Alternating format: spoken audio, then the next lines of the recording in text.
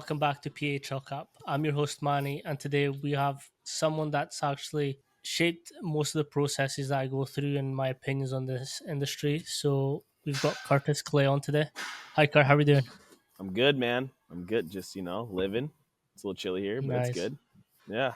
It's Seattle. I've been told that it's kind of like Scottish weather, which I can kind of agree. Although when I was there, the summer was really hot, and it was like one of the Yeah. hottest ones you've had.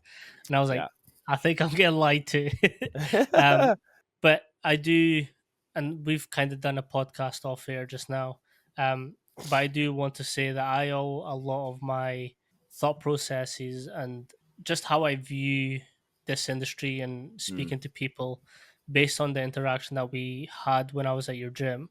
I do understand that it was very briefly, but right, the right, openness and the communication, just the in depth of conversation that we got into, like within the first couple seconds of speaking, was like something that I've never had, and it kind of right. like we were kind of going back and forward with me, you and Ryan, and it was something that has really genuinely shaped how I've now progressed through this industry. I love Um, it. I obviously know who you are and what you do, but if you just introduce yourself, let us know who you Yeah. are, what you do, and how you got to where you are. Have you ever wondered how I'm able to run my business, my podcast, and still be able to coach? Well, I use TeamBuildr. TeamBuildr is an all in one coaching software that reduces the amount of time that we spend on the back end of programming, on our Google Sheets, on our Excels, and allows me more freedom to do testing. With this podcast and episodes, I'm actually able to run some programs that I learned through different coaches coming on. To find out how you can use TeamBuildr and how it can apply to your own program, visit the link in the description and catch yourself a 30-day free trial. Just simply use code PACHOCUP, that's PACHALQUP, and start the next stage of your coaching career. Yeah, for sure. So my name is Curtis Van Wyck. It's not Curtis Clay, but it's Curtis Van Wyck, and I'm the owner of Curtis Clay Training. We're in a little bit outside Seattle. I'd say 20, 30 minutes north of downtown Seattle. And yeah, I just do training. So essentially, the goal is to figure out, how the person in front of you moves and so forth. And so I've been on a journey, since college, essentially. Like I wanted to learn, I needed a degree, applied to PT schools, got into some of them, and didn't go that route. And so that's fine. But then I realized there's more to exercise than sets and reps and so forth. And so I went to a bunch of other classes. Like one of them was RTS with Tom Purvis, kind of like the physics of exercise. That opened my mind. I went to another certification that I went through for years, and then I was like, I'm not gonna do this anymore. Then I found the muscle system specialist program with Greg Mack, and I realized that there are people out there that think of exercise in a different perspective and how we can use it to apply and make quality changes in not just athletes but also people. There's a lot of people out there that are hurting, right? They have unwanted sensations, and so how can we help them go on their exercise process where they're not getting hurt? There are some people that you just need to we need to get after them. We got to train them, but you can also set up exercise where we can cut it loose and get after it, but it's not going to wreck them per se. And so, yeah, I've just been on that journey for a while, and I think my goal is to help athletes become their best coaches, understand how their body moves. But same thing with adults, and then also building a community where we can have other trainers here, whether you're a guy or a girl.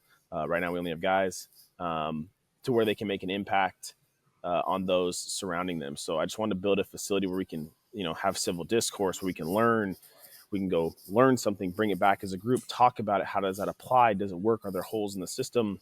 And I would say recently, I've always been really into baseball, softball, because I played baseball, and rotation and all this type of stuff. I was doing hitting lessons out of college, and I put bands on kids and this type of stuff. And they'd be like, why are you doing that? And I'm like, well, we need to speed it up. We need to slow it down. And that was years ago. But now there's all this different stuff out there for rotational mechanics and how to help an athlete. And so I think I've been on that journey, mainly baseball, softball, but I work with so many other athletes in other sports, from soccer to football to we do what's called aquatic swimming, synchronized swimming. There's just a bunch of different athletes we work with, and we work with adults too, whether they're really hurt and they have something that nobody else can figure out, but we're kind of there to kind of work through our assessment process and help them. I would say my main passion essentially is to just help people with exercise. The exercise is the tool that I use um, to make an impact in somebody's life. So I would say that I'm a lifelong learner. I love to have conversations.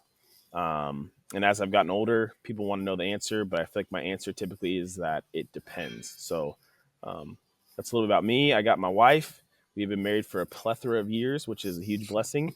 I got two kids. One's 7, one's 5. And they're a huge blessing too. And I've learned a lot about myself as a coach and obviously as a man with raising them, and then obviously being married to my wife. So I think that those life experiences have helped me also too become the trainer or strength coach or whatever you want to call me. It's helped me through that process too. So I would say I'm pretty. I guess I'm me. So Yeah, that's kind of me. And yeah. So Manny, thanks for having me on. I've been looking forward to this. So this is great.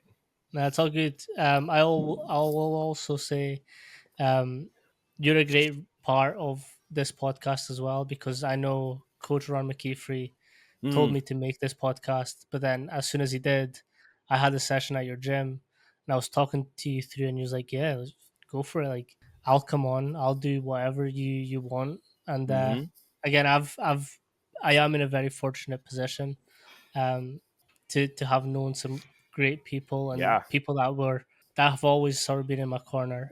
You are one of them, and I kind of want to give a shout out to your program as well, because I did your assessments, and the best way that I can describe it is you are setting people up for success. Mm, And again, I don't always agree with the strength and conditioning coach title, but I do agree with the performance specialist, okay. because that we're not, our jobs as a strength and conditioning coach should be to make performance better, Hmm. but the key is longevity in sport. Like, Yeah. that is our bottom line. Like, if we can't make them play for as long as they can, we've essentially failed. Because, Yeah. like, again, we can't prevent injuries, we can mitigate most of the things that happen, For sure. non-contact, but our goal is to make sure that they can play week to week, month to month, year to year, and just for as long as we can. So I Right. think one of the best things about your program is that you have a solid fundamental understanding of the architecture of muscles, how they behave, how to fatigue them, and then how can we build upon them. Hmm. Like, when I was there, you analyzed my hip, and my hip is the sole reason for my fucking shoulder injury. So for Yeah, that me, was crazy. I was like that, and like, I still do them to this day. I Love have it. obviously progressed them, but the Yes. one that still kills is the incline calf raises. I have no idea, but it just kills me every single time. So I kind of want to dive into your program, and like, how did you go from that thought process of like, okay, we're just working out set reps, to then actually there's a little bit more intricacy in here Yeah. than we originally thought. Yeah, I think growing up, so this goes like way back. So I think growing up, I was always trying to figure things out and look at things. And I don't want to be cliche where like I've always been like tinkering with toys at time. That's not what I was doing. Um, I was more so trying to figure out the why behind things. And that's what's been weird with my son is he does that. And I see it in him and I'm like, whoa, this is crazy. So the cool thing is I can help him on his process Mm, and ask questions. But I've always been trying to figure out something or there's a deeper underlying thing to something or why are we teaching hitting that way or why am I supposed to throw that way or but I was also raised in a kind of a tough environment growing up, so I was always a rule follower because I never wanted to cause or shake the boat in the household. So like I didn't want to get in trouble, I didn't want to do this type of stuff. So like I almost had this internal battle with myself where I was like, I don't want to rock the boat, but I do have questions. And so as I went to my degree, I went to junior college first. I went to Kennesaw State and played baseball. And I get into my major, and I'm still thankful for the professors I had there, just because they sparked thought. They gave us the mm, information to understand, glycolysis, and oh, this muscle does this, and this does this, and let's do the math behind biomechanics. And I'm like, oh my gosh, why do I need to do this? They gave us the base of these things and understanding how to calculate torque and all this. I'm like, wow, this is kind of cool. Like I'm getting down into the nitty gritty of this. And then I got to a point where I was like, well, how do I make that apply in a real time setting? And so then I went on that route. So I started training that type of stuff out of college. Um, and then through that process, I was just seeing weird stuff. I call it weird stuff. It's mm, not weird. We all have our own little compensations or whatever it is. And I've always known, because we've heard it, like, oh, the body is connected. The body's connected. And you're like, well, yeah, duh. But then realizing what connects the system, the nervous system, the information flows of like receiving information, goes up to the dorsal horn, bam, reaction, so forth. So do I understand the nervous system enough to how we process information, whether it's just touch? And I think the one that we mainly probably use for strength and conditioning is touch, Hmm. and muscular interaction, stuff like that. But there's also sensory systems, and how they interact with how we essentially produce a motor output, and so forth. So I've always been on that journey, but then I went to other classes along the way that led me to people that I respect so much. One of them was Tom Purvis at RTS. The other one that I talk with a whole lot is Greg Mack from Exercise Professional Education. And I met them essentially through another course I went through, and Jacques is another one who does essentially training from a nervous system perspective. That rocked me, bro. That class rocked me. And then another one is Matt Bernier talking to me about how muscles work. Like, what is, okay, if I take a skeleton, I put a muscle here, but somebody's hip comes to me and they're externally they're turned out. The abductor no longer becomes an abductor; it becomes a hip extensor, and then the adductor can potentially become a hip flexor just because of how the structure is sitting, right? So they introduced me in books of like structure dictates function and all type of stuff. And so as I went on this journey, the one person who really rattled me was Greg Mack, and it was like, I'm not crazy. I'm not crazy the way I'm thinking about things, but I thought I was crazy. But he would show me research about like, no, this is how the system works. No, this is what's going on, and I'm just like, oh my gosh, I'm not crazy. And then I've gone and been encouraged to research more. So my body view is essentially like I almost look at it, if I give an analogy, I look at it like the matrix. So like everybody's body, Hmm. like their own matrix code. I'm trying to figure out their code and how I can, correct the code if it's off, and make an impact. And if it's that one piece, it can affect their system in a good way. That's why I think yours was interesting, right? Hip, shoulder, this type of stuff. Like, who would make that connection? We could say that from a mechanical standpoint and be like, oh, well, same side, right? And so it's loading on one side or not. Or if it was opposite, like, oh, that's a fascial line. We can say this type of stuff.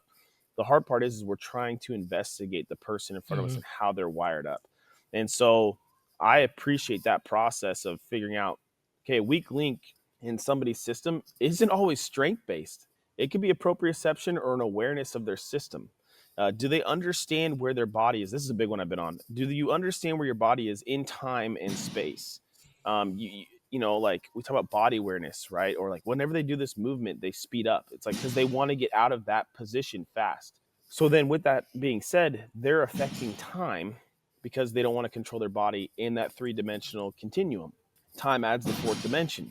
So being able to think, okay, I understand the body is complex, and I acknowledge that, and I'm trying to help them with that.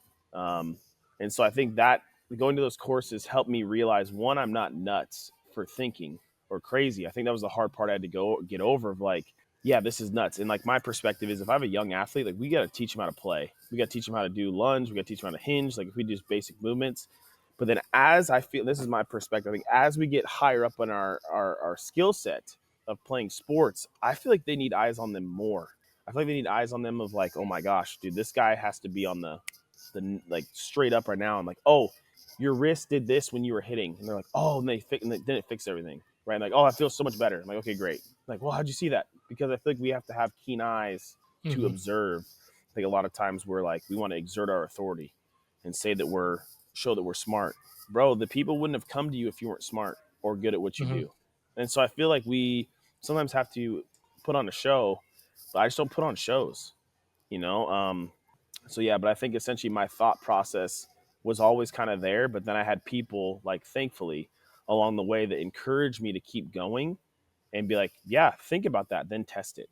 And so Hmm. it's taking me on a journey to where I don't think that my body view is off, but also how we nobody talks about this, but how we view the world is how we treat the body. I mean, if we feel like we can talk about that from a psychological standpoint, if I feel like the world is out to get me, Hmm. I'm going to approach that as like my conversations. I'm out to get you. You're out to get me. I'm out to get you. You can never make a connection. So I don't think that we realize that our worldview as trainers or strength coaches impacts our body view, right? I mean, I have Yep. so many stories on surgeons that have gotten in trouble based off their worldview, but I won't go that route. So, but yeah. No, we were kind of speaking about this at the start as well. It's like this industry has got very different principles, methods, and people will live and die by their hill, and Yes. it's kind of like, okay, cool, but like growth is on the other side of that hill. So like if you're just staying by that hill, again, I've mentioned this, like I've been very fortunate to be where I am, but this all came from people having open conversations with me. Yes. I can say a statement, people be like, okay, this is my take on it, and like I always think of like who the fuck am I to essentially tell them that they're wrong. Again, I've not had their mentorships, I've not had their Right. athletes, I've not had their program, I've not had their systems. They've come up with their processes because of that. I've came up with my processes because of my experience. So like our best approach to this is like, okay, this is what you do, this is what I do. Like how can we interlink? How can I see from your Yeah. point of view like what you're doing, what your program stands for, what kind of success you're having. And I it agree. goes back to what we were saying is like people love to let their egos seep into conversations with their athletes, their coaches. And again, I've said this a lot of time and I will say it to people's faces like strength and conditioning, coaching, the principles, they're the fundamentals. And again, Yeah. fundamentals are the fundamentals for a reason. Like the way you apply them is what adds value. I don't need to tell an athlete about the calcium pump because they don't give a fuck. I know what it does.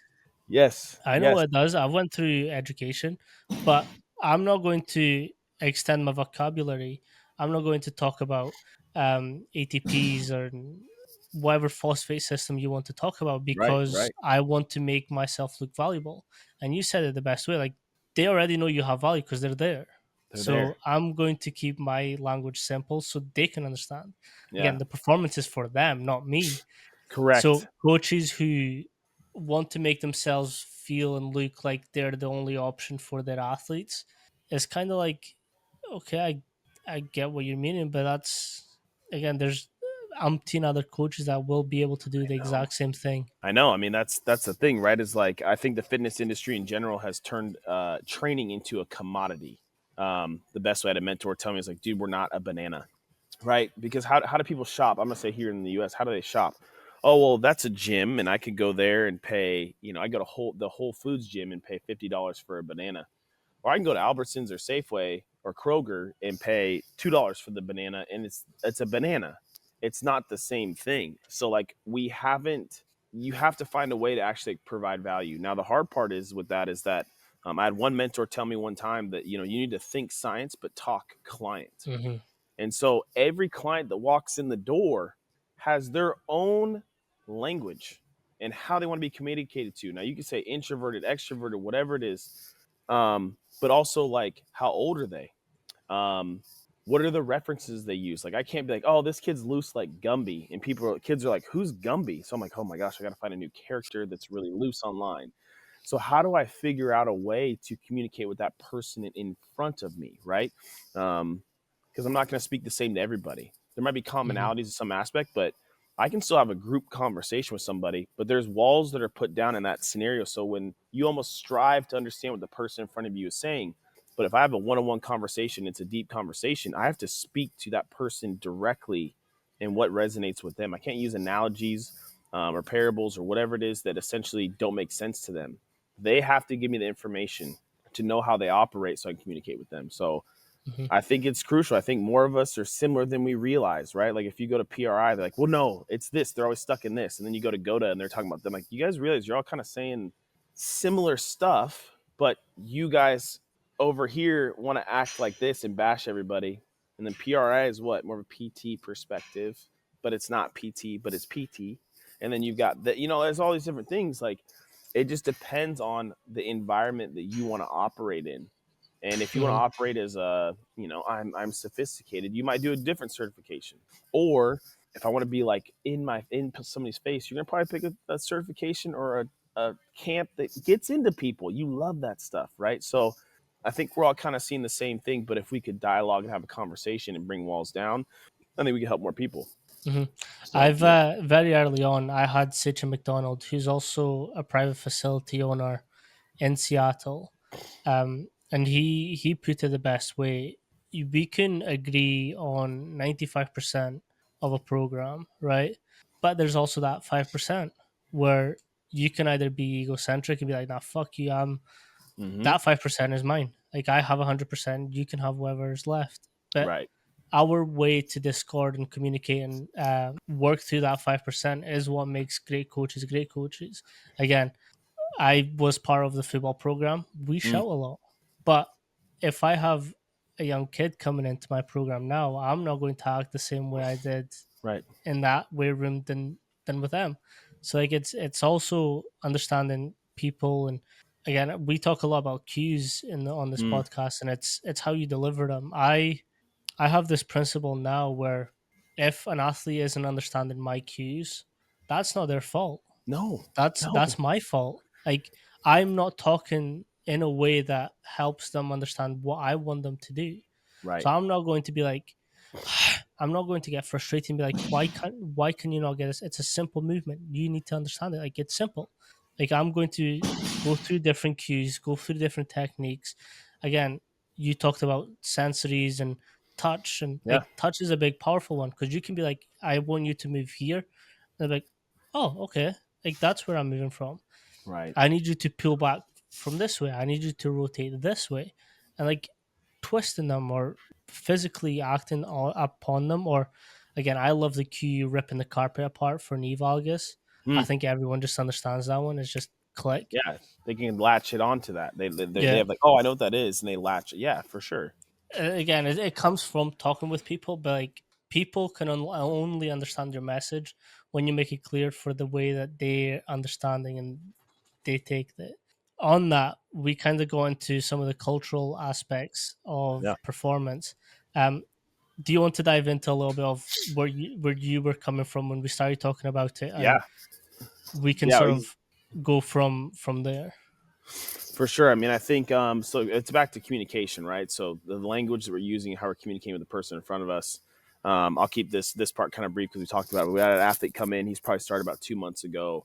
I think the kid's a very like unique, outlierish type of mover. Um, I think he throws fuzz. His arm slots real nice, like all this type of stuff, right? But I was being taught to throw may not match his plane of how he wants to move or how he perceives his body to move in space and time, which is fine. Like that's totally fine. But um, he had a tournament. What was it last weekend? And he hadn't thrown live outside in like 5 to 6 months. Which in my mind, I'm thinking throwing indoors versus outdoors is much different. So I was like, "Hey, bro!" Like this week, "Hey, bro, how was the outing?" He was like, "Good." I'm like, "Whoa!" It normally comes in excited, ready to go. What's going on? Like, okay, that was good. I'm like, "Well, how'd it go?" He's like, "Well, I had 9 Ks in 3 innings," and I'm like, "It's pretty good." 9 strikeouts in 3 innings. So you essentially, you have 9 outs to get. You got 9 strikeouts. And then somebody else in here was like, well, did you walk some people? Like, because they were like, there was a disconnect in his, like, if I heard I threw 9 Ks as a pitcher in 3 innings, I'm like, I'm balling. So would you walk people? Like, yeah, walk people. I'm like, okay. And he was so focused on that. And he was like, I was like, well, have you thrown live? And he's like, we have thrown indoors. Well, that's different. Right. But this kid, he almost, I think he feels an internal pressure of having to be perfect. I don't know if I think it's an unconscious confidence of like I have to be perfect versus a conscious awareness of like I didn't realize I'm operating that way. But his house, I mean, is Indian, which is fine. It's great. I love those people. They're amazing people. They're smart. They're intelligent, and I know this kid's smart. But the ceiling that he has to deal with, and you said it this way, might be up here so much that he's not allowed to like explore and get to that position. It's like you need to be here right now. We're investing money. We're doing this. I'm not saying that their households like that, but a cultural aspect of how you communicate to somebody and how they view themselves in the tasks that they're doing might impact them.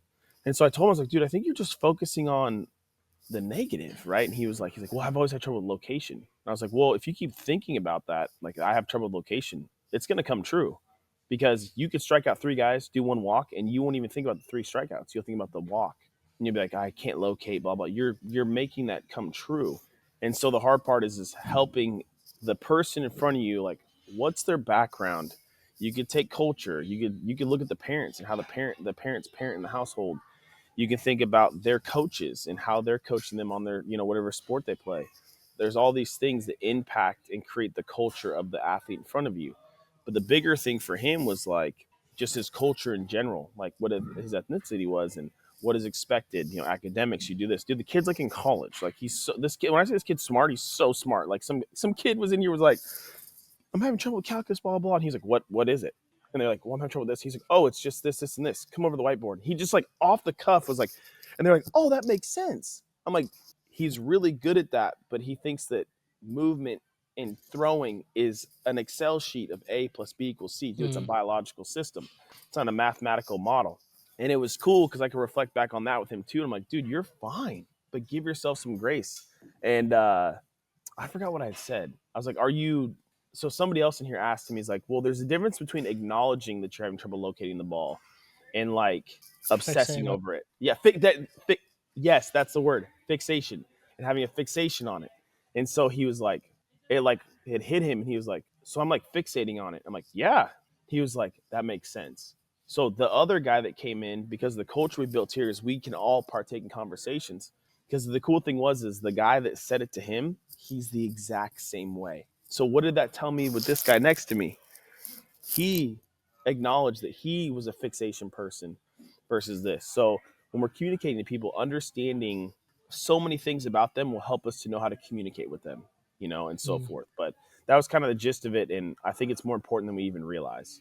100%. And I kind of alluded to different cultures and their needs, and I'll touch back Yeah. on the ceilings aspect. And it's like, for me, I'm Portuguese. Like, I was born in Portugal. My mom and dad are Portuguese. My dad's very old school. So like, there's an element of work ethic that you have to have in a job to be deemed Yeah. successful.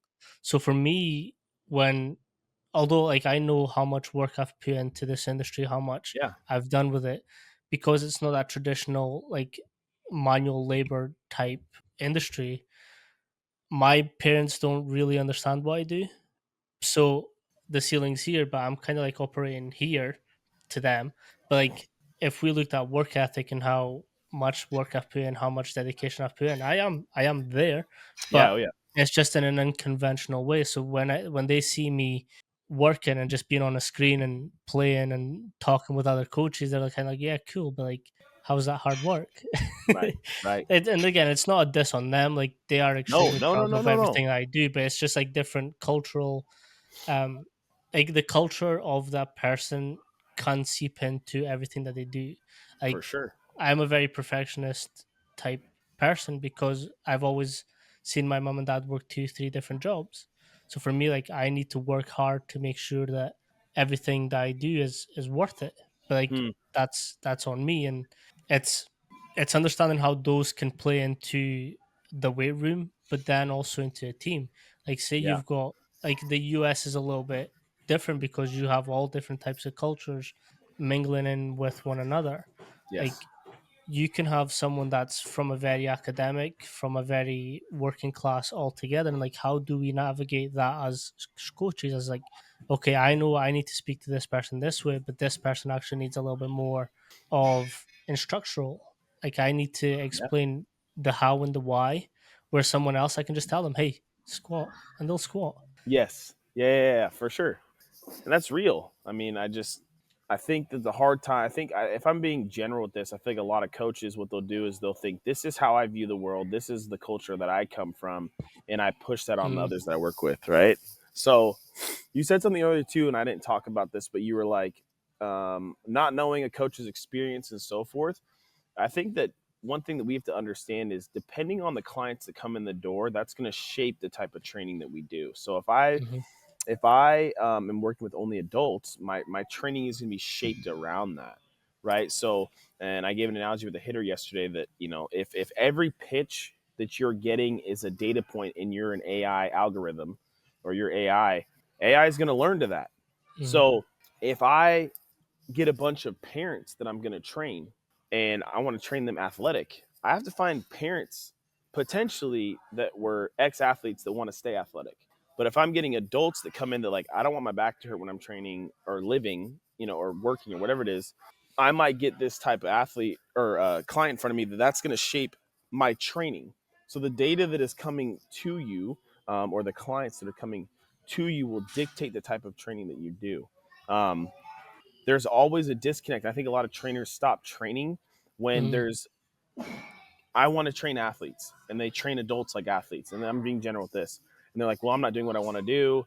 these adults are getting hurt. I'm pushing them too much, like because you're just loading them too much, right? So they're like, well, I'm going to go do something else. I'm going to go sell real estate, or I'm going to go do something, whatever it is. So that's the hard part with it, is like you have to figure out what the person in front of you needs, or you can try to market and go to sporting events and whatever it is. So the hard part is if there's a disconnect in your training and what the client in front of you wants, you're going to end up being unhappy. They're going to end up being unhappy, and then you can't actually provide the value that you think that you can provide. But if you're like, okay, I'm an adult right now. I got parents that I train, dude. I'm not gonna train like an adult. They need to learn. Like I have this couple come in and they're married to train their daughter. The daughter's gonna be good at, like, she's legit.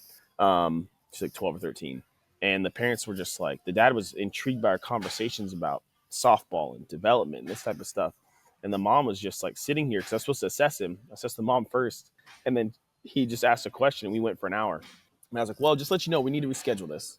We're not going to get through the assessment. The mom was sitting there. She was just like, oh my gosh. And then we got done with the conversation. She goes, is this like what you think about all the time? I go, yeah, but I'm going to have this mindset for what Hmm. you, which I know that you're together and you're going to come at the same time. You guys don't want the same goals. So why do I train you the same? She's like, oh my gosh. And so he's like, that's what I'm saying is, why are we coaching softball girls the same? And softball's behind, in my opinion, compared to baseball, you know, drills and this drill, and everybody should do good on this drill. I'm like, if we know that not everybody is the same, doesn't learn the same, let's just take learning. Nobody learns the same. So why are we training them the same? We know the principles Hmm. are there. How do I build strength? Cool. Let's do a dissertation on that. And then the stimulus or tools I use to produce that, I don't know if that matters as much anymore. Like there's certain lifts I like, but their body may not like it. They may not like it, or I need to elevate it off the ground, or limit the range to go on a squat with a bar on their back. But then we can do a goblet squat, which completes the full range of motion. Like I don't need one exercise to do the full range of motion. There's a full range of motion for that exercise, not for the tissues I'm trying to train. So yeah, I just think it's interesting that we change our training based off of the data points that we get, which would be the clients that we have. So, um, and that's why I think I've got social media is crazy. hmm I've got a couple points on that, and this goes for the way you should look at internships as well, and that's how Okay. I looked at it. That's how Ryan looks at it.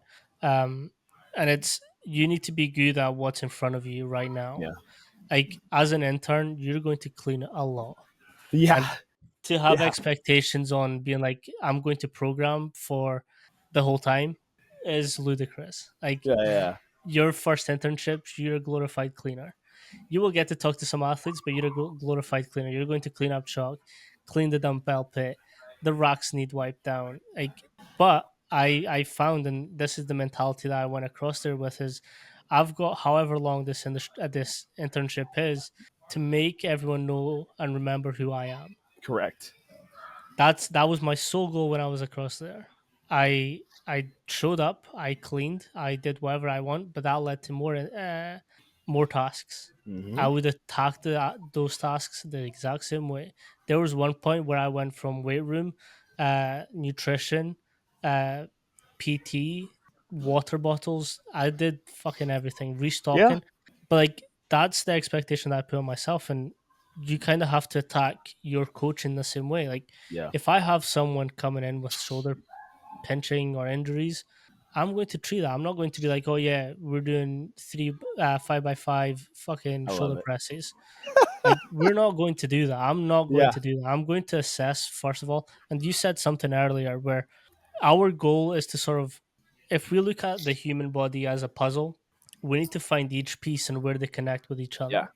Oh yeah. So going from someone walks in, oh, I've done something to my shoulder. Okay, cool. Like I had someone in last week who has a frozen shoulder. That's what she was Okay. told by the Okay. doctor. Um, but when we were assessing it, she actually had zero pain in her shoulder. It was just bicep and tricep. So I'm like, Mm. okay, there's something that you're being told by the doctor that's not actually matching up with a normal frozen shoulder signs and symptoms, right? So I'm like, okay, let me do some tests. Can you give me a big muscle? Show me your guns. She did it. Oh yeah, I'm getting pain here. Okay, can you reach overhead? She's like, I can get to here. By the end of the session, we were getting up here. Mm-hmm. So it's kind of like it's finding those puzzles, finding those really Yes.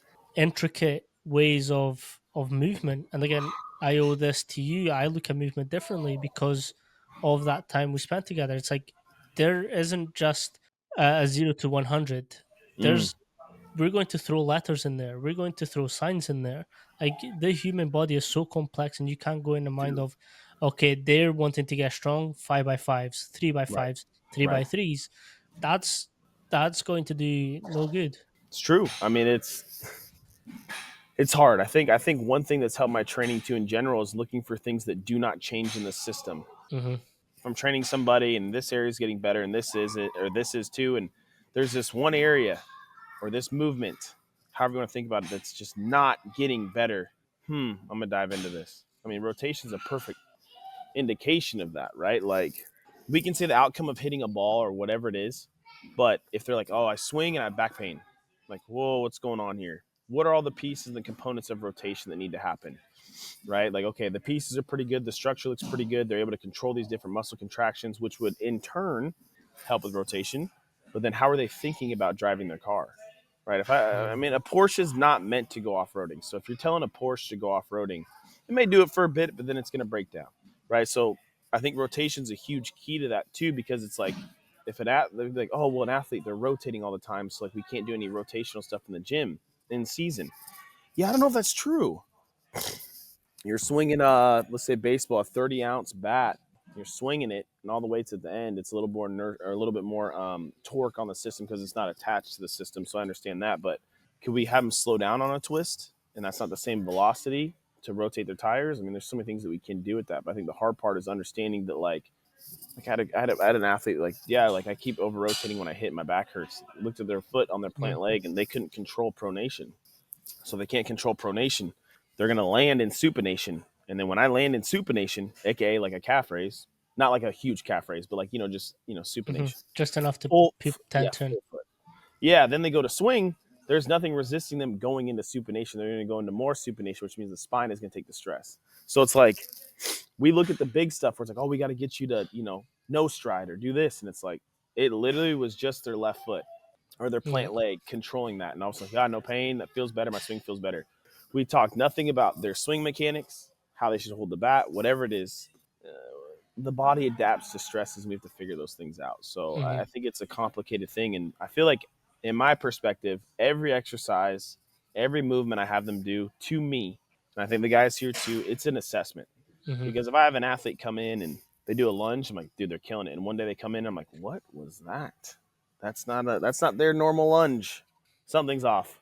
Hey, how are you feeling? It prompts a question. Hey, how are you feeling? But the hard part is a lot of trainers are not paying attention enough Hmm. to see when something goes off in the system. So, Greg Mack from one of my mentors was like, "Do we need to become better field observationalists? We need to observe the people we're working with."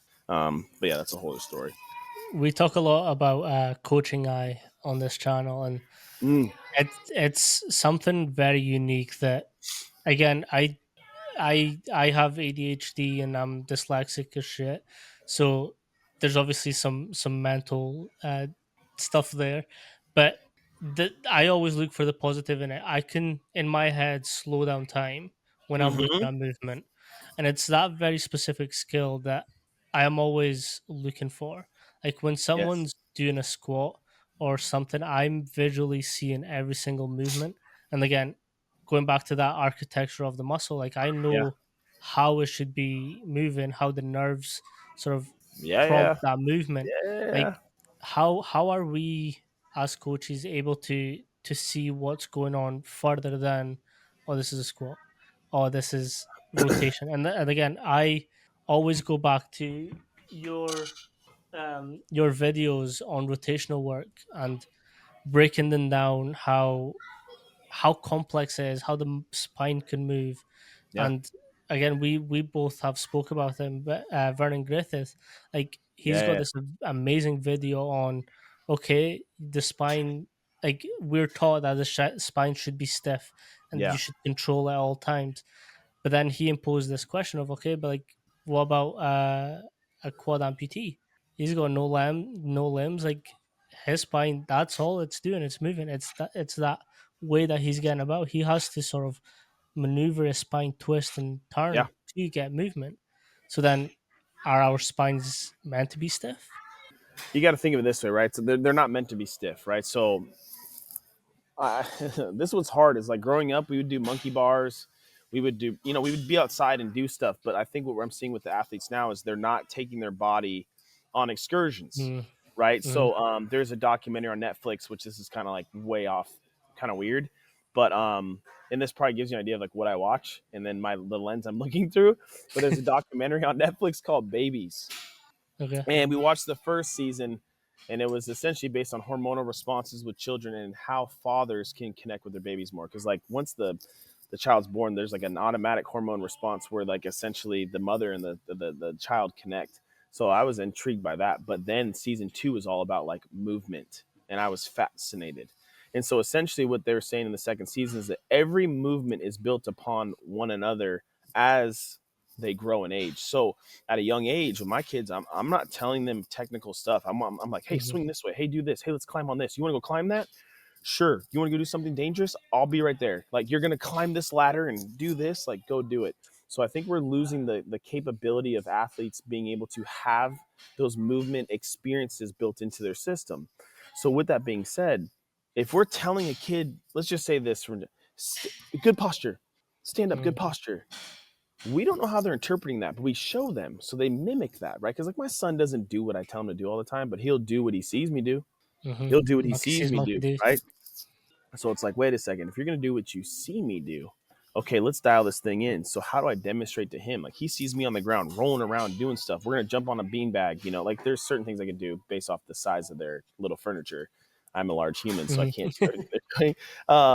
But I think that's a huge thing is I have athletes that do not have a prerequisite to even do certain things that they're being taught to do, mhm, but they're doing it in the skill of the sport that they're doing. And they're the parents like they're just not thriving. They're not thriving. Well, they don't have that file. So if I can look at their matrix code per se and upload, like what Neo do. mhm, Oh my gosh, I just learned how to do jujitsu. Like again. And then the next, how can I upload this movement software to mhm, where now that skill becomes easier? Wow, this kid is 6'6". If I was 6'6" and played basketball and I wore shoes that were basketball shoes, I would never want to go on the ground. If I'm 6'6", I would never want to learn how to interact with the ground. I'd be afraid to fall. That's way up there. So, Slush strength.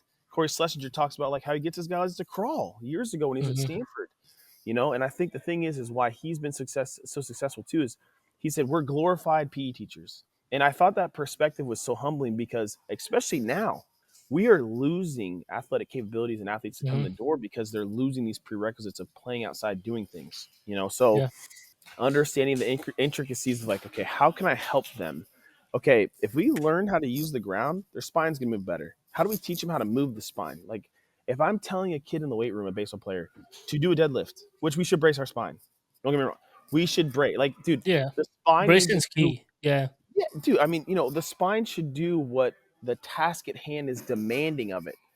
The hard part is that we take that approach, and if they think about that approach when they're hitting, when they're throwing, guess what's going to be affected? The skill.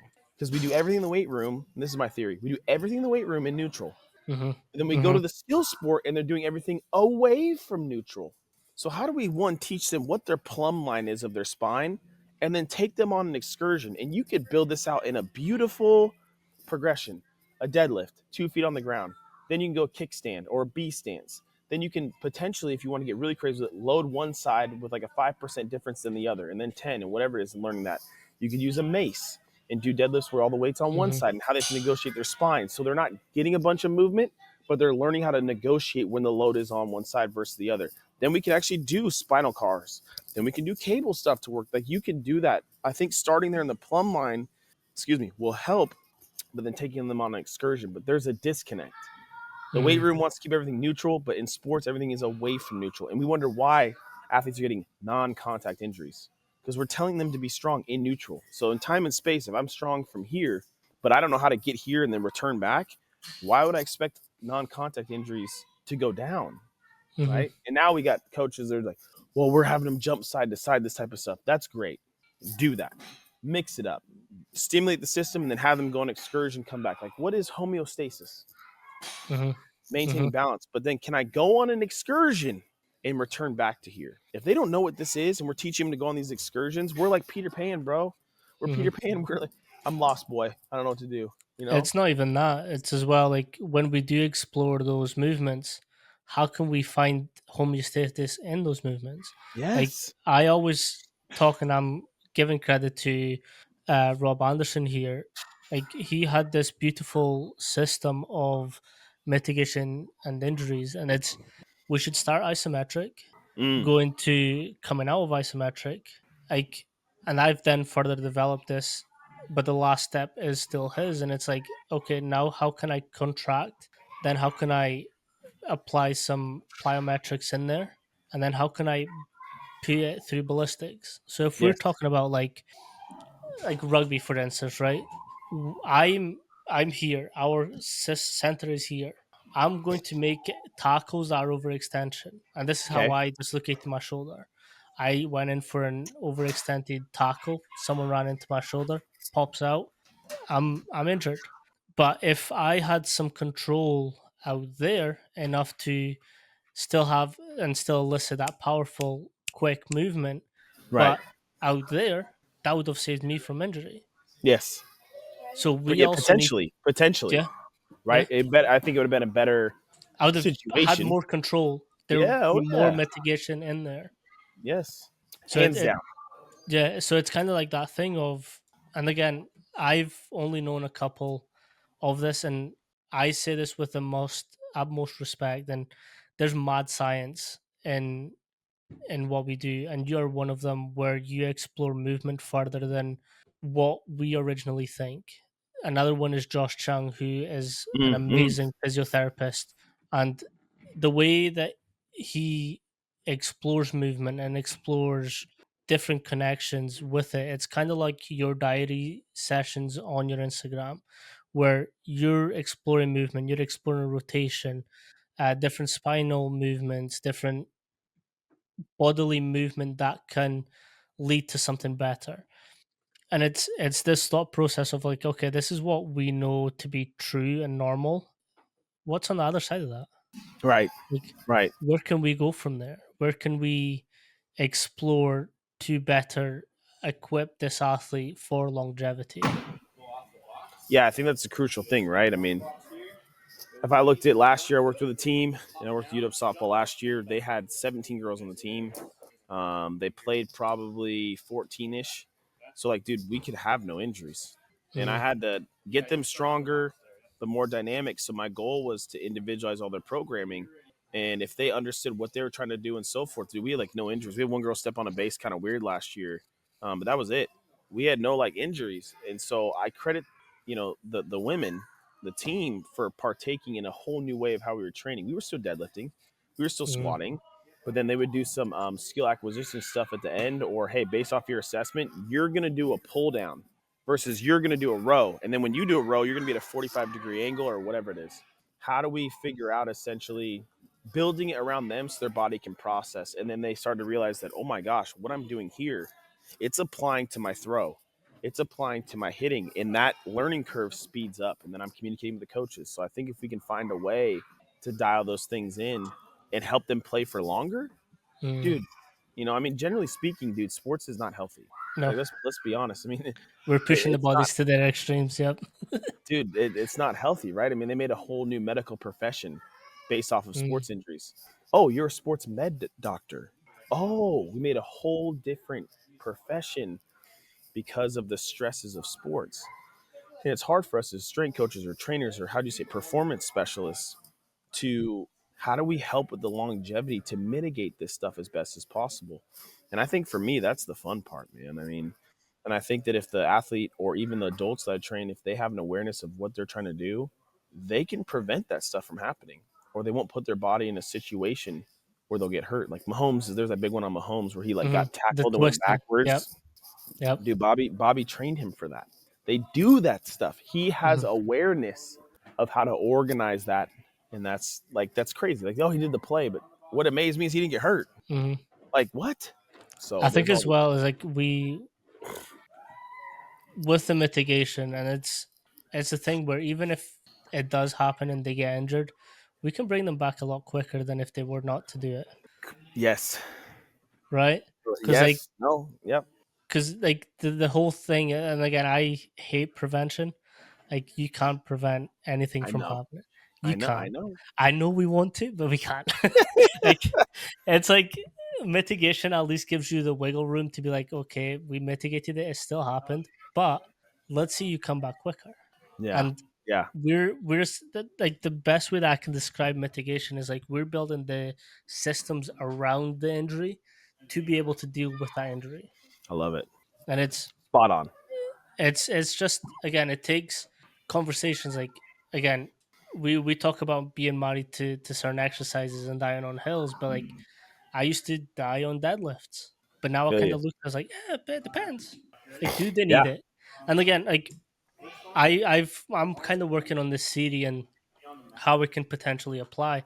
And again, I think you should experiment with yourself and your program yeah, as much as possible because that's how we grow as coaches. But this thing of VBT and cognitive performance, how can we marry the both? Because like not all athletes are going to need one RMs or two times their body right, weights or three right, times their body weights. Like not all athletes need it. Like I'm not going to get my long distance runners to squat three or four times their body weight. That does right. them no fucking good. But if I can get them to squat fast and if I can get them Yes, to then perform mental skills, like if we take American football, for instance, the quarterback doesn't need conditioning, but he does he because does. like Yeah, yeah, the amount of cognitive things that are happening. Okay, there's someone coming up on me on the left, so I need to look everywhere at the same time. I need to make the right decision and throw. I need to step back. I need to cut. I need to actually all my routes are bust. I need to run. I need to take off. right, Like right. this is all cognitively exhausting. So they need that I mean, conditioning. They need yes, that software update to be like, I can make this through the whole 3 hours that we're playing. for sure. I mean, it's intense. I mean, I never even played football at a high level, but I feel like that'd be intense, especially decision making. I mean, I get why quarterback has to be so dialed, right? I mean, it's like holy cow. But I agree. I mean, there's times and places to do these things, Hmm. and I think that we can be hardline to be like, oh, baseball players, they run for 60 or sorry, they run for 90 feet, right? Cool, that's it. Why do we have them run long distance? I mean, I'm asking the question like, do you feel good running long distance? Yeah, it kind of wakes me up. Okay, cool. Then do that as your recovery. Mm. The You active know, recovery is key too. yeah, if they like that and it feels good to their system, fine. Now, physiologically speaking, it may not be the best thing for them to do on a regular basis if it's a power, they Hmm. pitch or whatever. But like, why can't we do both? Right? Because like, if you look at even just taking your body on an excursion, if we're only built for sprints, but then we have this capacity for long distance, why don't we just like mainly do sprints and then add a Hmm. long run in and then come back? Because they're going to lift in the weight room to make sure that power's still there. So if if I had an athlete like I like my recovery is distance running or steady state cardio, okay, fine, that's fine. So guess what we do in the weight room? Nothing slow, Hmm. nothing. I Get as need to much, yeah. I need to do a stimulus that's going to get him going. So again, that's working with the athlete in front of you. If I We tell him talk like a no more distance, no more distance, he's like, I love distance Yep. though. It just varies. We talk a lot about capacity on this podcast, and it's again, we also need to realize that strength, power, speed, agility, hypertrophy, endurance, so like strength endurance, power endurance, like it's not one. They're all Right. intertwined. It's like Yes. energy systems. People think ATP, they think that creatine phosphate, they think aerobic, anaerobic, but it's like your body is not like, oh yeah, I'll switch one end. Oh wait, we're getting to that top end. Let's switch off. Let's turn another Yeah, one on. yeah, yeah, dude. It's I know. it's continuous. Like it doesn't. There's and again, I kind of attribute that to the textbooks and how we've been taught, and I get it. Yeah, for sure. We Yes. need a system, but we also need to think beyond that systems. Like that's like in no logical mind, your body doesn't like it's like breathing. We don't do breathing. It just does. Right? We're not going to be like, okay, I need to inhale, I need to exhale. So it's like it's a continuous thing and the energy systems and strength power, it's a continuous. To get more strength, you need more power. To get more Yeah. power, you need more hypertrophy. Like Yes. hypertrophy sort of expands, builds the muscle to then allow for bigger capacity of strength. So we explore Yes. strength. The strength will then lead on to developing more power. I have more room in my muscle to adapt for that power um, Yes. adaptation that I want. Yeah, yeah, So yeah, it's man. it's kind of thinking of the body this way too. It's motor unit recruitment, right? Let's just take basic logic. the more motor units I have, I need to integrate them into the system. But if I don't have more motor units, I can't really get that twitch as much. I mean, it's like basic stuff. Like I might have an athlete. It's like, dude, you actually have enough motor units. I need you to learn how to like combine that better. But then I have an Mm-hmm. athlete that comes in that has literally none. And I'm being exact, not none. Has like we actually need some, dude. Like you know you need to get some size on you.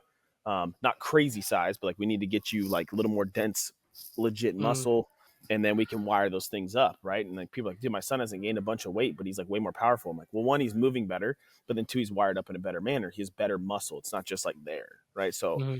there's so many routes we can go. It's just it's too complicated to give a simple answer, right? And I Mm-hmm. think once we have an appreciation of that the body is complex, we can make better decisions and also give each other grace, you Mm-hmm. know? Like it doesn't mean you keep or you stop instilling the good form and basics into your athletes because then one day they might hit a growth spurt and all of a sudden everything that you built Mm-hmm. up to that point it clicks and you're like if we just stopped or if the parents were like well it's not getting any better and like just please don't stop like keep going on your Mm-hmm. journey you know like but if you stop you're gonna miss this window so that when they grow or they actually like hit puberty at a certain point we didn't even talk about hormones dude we didn't even talk Mm-hmm. about that that's a whole other anyways Yep. I'm gonna stop there. Yeah. I am also aware of your time, and I really do appreciate you for coming on. Yeah, Um, dude, thank you for this having is me. also an open invite to come back on, and we can Yeah. maybe on a day that we're both like we have a couple hours spare, Yes. we can Well, dive yeah, let into me it know like properly. yeah, this spring I'll have a lot more free time. So if you're like, hey, can we get 2-3 hours? Dude, yeah, I'll block it out. We'll just chop it up, you know? Love it. But if you let everyone know where they can find you and sort of ask some questions and further Yeah. Yeah. If engage they got with you, questions, I mean, you can go to the website. I need to update it. We need new photos of our fellas here. But yeah, Instagram's a great place to go. So I'm probably on there the most.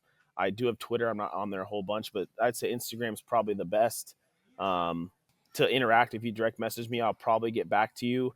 If I don't respond right away, it means it's in a hidden message, so I have to go look for that. But Instagram's probably the best. If you comment, I'll see it. I'll comment back. If you direct message, that's fine. Um, but yeah, I mean, that's where you can find me. The business is Curtis Clay Training. The guys here are amazing. We're just a team of people trying to make an impact on those that come through the door. Twitter, I think it's like there's no vowels, but it's like Curtis Clay Train. And the website's curtisclaytraining.com. And you can send an email inquiry on there, but we use that as like funneling people hmm coming in. But Instagram's probably the best way to reach me. If you ever have a question, reach out. If you have a question about a post I did or I'm confused, like please comment hmm because how am I going to know unless you comment? So, and then it can start a really cool dialogue. So, but yeah, 100%. however, I really do appreciate you. I've got my sort of dog trying to bite me right now. See. hey, yeah, No, I really do appreciate you for coming on, and thank you again for all the work that you do as well. yeah, man, appreciate having me on, man. We'll do this again. 100%. All Peace. right, brother. Peace.